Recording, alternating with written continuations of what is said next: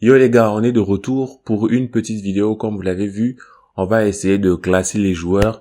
En fait, quand j'ai voulu faire cette vidéo, je voulais classer les joueurs qui sont surcotés, les joueurs qui sont sous-cotés, ceux qui ont une bonne cote. Mais je me suis dit, ça sera pas assez inclusif. Alors, on va faire ça différemment. On va aujourd'hui classer les joueurs du FC Barcelone. On va classer les saisons.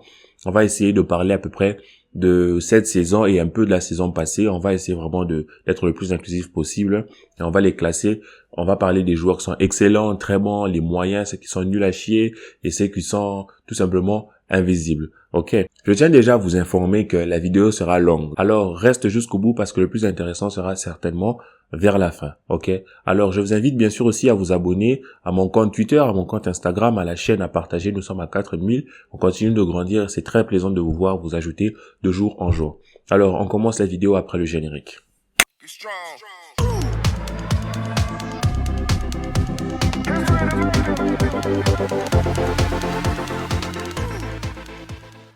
Alors les gars, je pense que vous êtes posés, moi aussi, on est là, j'ai le PC en face de moi. Je pense que vous voyez le même écran que moi au même moment, d'accord? Et on va commencer à classer les joueurs directement. Et je vais les classer selon mes arguments. Vous me donnerez aussi vos arguments en commentaire parce que c'est principalement un débat en fait. C'est pas une vidéo où je vous déblatère juste ce que je pense. C'est un débat, j'espère que l'on échangera en commentaire. Alors on commence par Ter Stegen. Alors Ter Stegen, pour moi, cette saison, j'ai envie de le mettre dans, j'ai envie de le mettre dans moyen. Parce que je pense que le gars, il peut mieux faire. On a vu un meilleur Ter Stegen. Je n'ai même pas envie de le voir dans très bon. Parce que c'est vrai que quelquefois, il a fait des bons arrêts et tout, mais Ter Stegen aujourd'hui, ça reste un gardien qui, je trouve, moyen, qui encaisse souvent beaucoup de buts, qui n'est pas très rassurant en tout cas. Ce n'est plus le Ter Stegen d'avant et je pense que il peut s'améliorer, il peut encore prendre plus d'ampleur pour devenir très bon et pourquoi pas redevenir excellent. C'est que l'on attend de lui, c'est qu'il a été autrefois. Maintenant, peut-être qu'il ne redeviendra jamais à ce niveau-là parce qu'il il y a une cassure psychologique dans sa tête, on ne sait pas. Mais pour l'instant, moi, je trouve que cette saison, il a été moyen. Et si on parle de Neto, bon, Neto n'a pas beaucoup joué, mais pour les quelques fois où il a joué, moi, je l'ai trouvé éclaté. Franchement, je l'ai trouvé nul. J'ai trouvé qu'il n'a pas été rassurant du tout. J'ai trouvé que ses sorties, enfin, c'était pas rassurant quand Neto était au poteau.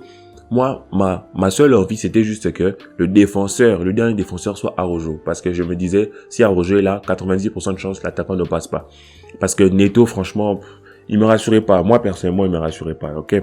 Donc, personnellement, je l'ai trouvé nul, tout simplement. Alors, Sergino Dest, cette saison ici, il a été blessé, il n'a pas beaucoup joué parce que quand Xavi est venu, Xavi a commencé à utiliser Daniel Alves. Bon, il avait un gène aussi, il ne jouait pas. Même sous Coman, moi je trouve que Dest a été moyen. C'est un jeune joueur, hein, il peut s'améliorer. C'est sur ses derniers matchs qu'il commence à revenir. C'est un jeune joueur, il peut s'améliorer. Mais de ce que l'on voit, de ce que moi je vois depuis qu'il est là, il a été moyen. Il est trop en dents de scie. Des fois, il fait des bonnes performances. La semaine d'après, il est trop distrait. Il se fait prendre trop facilement par les dribbles. Donc, moi, je pense que je le classe dans les moyens. Et Piqué cette saison, franchement, cette saison, j'ai envie de le mettre dans le banc aussi. Parce que j'aurais pu le mettre dans éclaté. Mais je pense que lorsqu'on a eu des blessés, lorsqu'on n'a pas pu compter sur Eric Garcia, Piqué a fait quand même des bons matchs. À un moment donné, c'était même le défenseur, notre meilleur défenseur en fait. Que Piqué soit même meilleur que l'anglais ou Umtiti qui sont quand même assez relativement jeunes par rapport à lui, ça prouve encore que Piqué n'est pas très rapide, il n'est pas connu pour sa rapide, mais sa manière de lire le jeu lui permet encore de faire des bonnes prestations aujourd'hui et je le classe dans moyen. Je tiens juste à notifier que pour moi, tous les joueurs qui seront dans éclaté jusqu'à fantôme sont des joueurs qui sont appelés à quitter le club. Et pour moi, même parmi les moyens, on devra en libérer quelques-uns. Tout ça, c'est parce que vous savez que le club veut aller chercher Haaland. Mais Haaland n'est pas la solution à tous les problèmes. Donc, il faudra une équipe bien rodée autour de ce Haaland-là. Parce que s'il se retrouve dans une équipe complètement nulle, même s'il plante 60 buts, derrière, vous allez encaisser 80, vous allez perdre. Donc, c'est pour ça que moi, je pense que en fonction de ces classements, si vous aurez déjà une petite idée de ce que moi, je pense du futur mercato du FC Barcelone au niveau des départs, en tout cas. Si on passe à Araujo, excellent, c'est un rock, et chaque année il le montre. C'est vrai que il se blesse souvent, mais à chaque fois qu'il est là, il est excellent. Il nous rappelle à quel point il est fort, il est costaud, il est lourd, mais en même temps il est rapide. Pour moi, c'est juste un joueur top, et je suis content de l'avoir dans mon club. Je n'aimerais pas l'échanger. Pour moi, il fait partie de la future charnière du FC Barcelone pour les 10 prochaines années. Maintenant, on passe à Daniel Alves. Alors, Daniel Alves, moi je le mets dans excellent. Pourquoi? Je n'attendais pas de Daniel Alves des performances, je sais pas, Daniel Alves 2013, 2015, 2014, tout ça, non. Mais franchement, pour les quelques fois où il a joué, il a eu un apport. Je trouve que Daniel Alves apporte quelque chose, même au niveau de la sérénité défensive, avec sa capacité aussi, on a vu dans les derniers matchs, à devenir un peu les béquilles de Sergio Busquets dans les replis. Donc c'est très intéressant ce qu'il arrive à faire. Moi, je suis étonné en fait de son rendement actuel avec ce FC Barcelone, avec son âge là, bientôt 40 ans, mais j'ai trouvé qu'il a été excellent. Et moi je trouve, en tout cas, c'est pas un avis objectif, hein, c'est un avis tout à fait subjectif, c'est vraiment mon avis, mon ressenti. Donc donnez-moi aussi le vôtre en commentaire. Clément Lenglet, éclaté.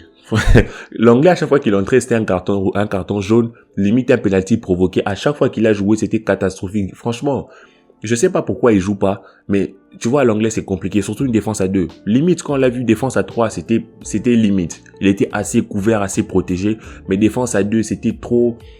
Même depuis l'année passée, à un moment donné, il prenait des jaunes. C'était, je ne sais pas si le problème il est mental ou quoi, mais c'est vraiment compliqué. Lenglet, ça a été compliqué. Pour moi, à chaque fois qu'il a joué, il m'a pas plu. Alors, on va passer à Jordi Alba. J'ai envie de le mettre éclaté, franchement. Mais rien que pour le fait qu'il soit là, je vais le mettre dans moyen. Mais pour moi, c'est un moyen aller sur le banc, quoi. Tu vois, c'est presque éclaté. Parce que des fois, il fait vraiment des matchs catastrophiques. C'est parce que l'on gagne, hein, ces dernières fois, que l'on fait pas trop attention. Mais des fois, sur son placement, sur son retour défensif, c'est vraiment compliqué. C'est parce que sur ces derniers matchs, il s'est amélioré que je veux bien le mettre dans moyen. Sinon, je l'aurais mis dans éclaté. Moi, ça m'aurait pas choqué. Alors, Mingueza, éclaté, franchement. L'année passée, autant il pouvait être moyen ou très bon. Cette année, franchement, en général, pour les quelques fois où il a joué, il a été mauvais.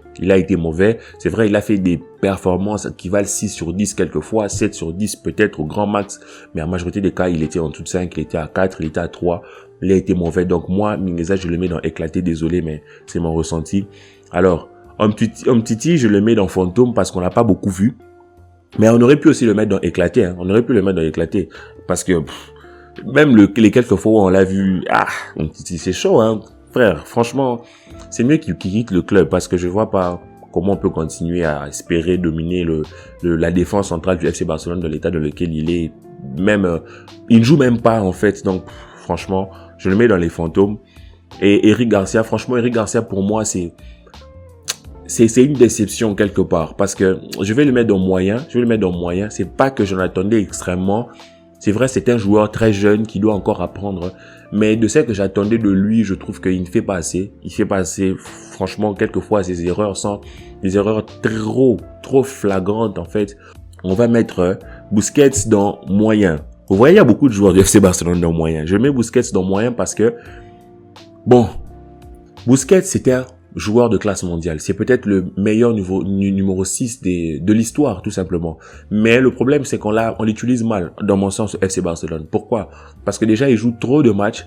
Il joue des matchs complets. Et en plus de ça, l'équipe n'est pas suffisamment rodée, en fait. Les joueurs ne sont pas suffisamment forts et n'ont pas suffisamment d'expérience devant lui, en fait, pour lui apporter un très bon bloc devant lui qui va lui permettre de gérer le tempo derrière. Vous voyez? Ce qui fait que quand le milieu de terrain, les deux autres milieux de terrain s'éparpillent et qu'il n'a pas le soutien des ailiers, en fait, Busquets se retrouve rapidement débordé. On a du mal à... Il a du mal à resuivre l'attaquant ou le joueur qui le passe. C'est ce qui fait que notre milieu de terrain devient une passoire parce que notre numéro 6 n'est pas très bon. Donc moi, je pense que Busquets reste un joueur de classe mondiale, mais il devrait commencer à penser à aller sur le banc. C'est mon avis en tout cas. Alors, Ricky, franchement, c'est un joueur que j'ai défendu les années passées. C'est vraiment un joueur que j'ai défendu les années passées, mais cette année, il a été nul. Franchement, la fois où on a fait entrer, j'ai dit, mais sortez-le. Je l'ai trouvé nul. Je vais pas m'étaler. Pour l'instant, j'ai trouvé nul. À Skip, il serait maintenant il serait ouvert à un départ. Donc, moi, je suis d'accord s'il doit partir. Désolé, franchement, il part limite en prêt, mais je pense que l'année prochaine, on devrait libérer, que ça soit son numéro de maillot, libérer son salaire, même si c'est un petit salaire, histoire, je sais pas, de faire monter peut-être un autre joueur de la B pour voir ce que ça donne. Mais en tout cas, Ricky, c'est une très grosse déception cette saison. À chaque fois qu'il a joué, il a été nul pour moi. Alors, Pedri, excellent, hein. Est-ce que j'ai besoin de vous dire pourquoi? On s'attarde pas. Sergio Roberto, c'est un joueur surcoté. Donc, je le mets à éclater parce que, franchement, Sergio Roberto, c'est un joueur qui fait le taf, il fait le travail. mais je sais pas le niveau du FC Barcelone. Donc moi je le mets à éclater parce que c'est vraiment un joueur moyen et moyenne base, vous voyez. C'est-à-dire c'est vraiment un joueur qui peut être important dans d'autres clubs, mais au FC Barcelone aujourd'hui, il est trop surcoté et je pense que ce serait mieux pour lui qu'on le renouvelle pas et qu'on le laisse partir libre. Alors, Frenkie de Jong. Bon, Frenkie de Jong, je le mets dans très bon, mais j'aurais pu le mettre aussi dans moyen parce que je trouve que c'est un joueur qui est moins bon, moins influent que les saisons passées, mais je pense que c'est parce que aussi sous Xavi, il est souvent sorti tôt, il a souvent eu quelques blessures et aussi il jouait dans un poste différent à chaque match. Des fois, on l'a utilisé pour essayer de tourner autour de Busquets, pour essayer de couvrir un peu Busquets. Des fois, il a joué un peu plus haut. Des fois, il a joué, bon, ce n'est que récemment qu'il a joué en 6. Mais en tout cas, je trouve que dans ce qu'on lui demande de faire, il le fait très bien. Je pourrais le mettre dans moyen. En fait, si on était dans la conscience populaire, on dirait que De Jong est moyen parce qu'il n'a pas marqué, parce qu'il fait pas ceci, cela. Mais lorsque vous observez le match et que vous voyez ce que Xavi lui demande de faire, je pense qu'il le fait très bien. Il peut encore s'améliorer. Moi, je pense que De Jong, c'est un joueur qui est appelé à avoir un plus gros impact dans le jeu. Et je pense qu'il peut l'avoir. Alors, Ousmane Dembélé, franchement, je vais le mettre à moyen. Personnellement, je le mets à moyen. Parce que à chaque fois qu'il est entré, il a apporté quelque chose dans le débordement, dans la provocation. C'est vraiment un plus. Avoir Ousmane Dembélé, c'est vraiment un plus pour votre équipe. Mais le gros souci avec Ousmane Dembélé, c'est que techniquement, il y a beaucoup de déchets en fait dans son jeu. Et moi, j'aurais espéré qu'il passe un peu le cap, qu'il commence enfin à marquer des buts. Vous voyez, j'attendais franchement 10, 15 buts. C'est vrai que cette saison, avec son problème et la directive, là, ça a été compliqué. Mais je pense qu'il n'a pas passé le cap que moi j'espérais le voir passer. C'est vrai, il se blesse moins, mais j'aurais espéré qu'il fasse encore mieux sur le terrain en tout cas. Et moi, je le classe dans moyen. Peut-être je le mets dans moyenne haute en fait. Parce que c'est vrai, il a apporté quelque chose, mais bon, pour l'instant, c'est ça. C'est ça que je retiens de lui, ça a été un apport moyen pour moi. Memphis Depay. Alors, pour vous, Memphis Depay, il doit être où?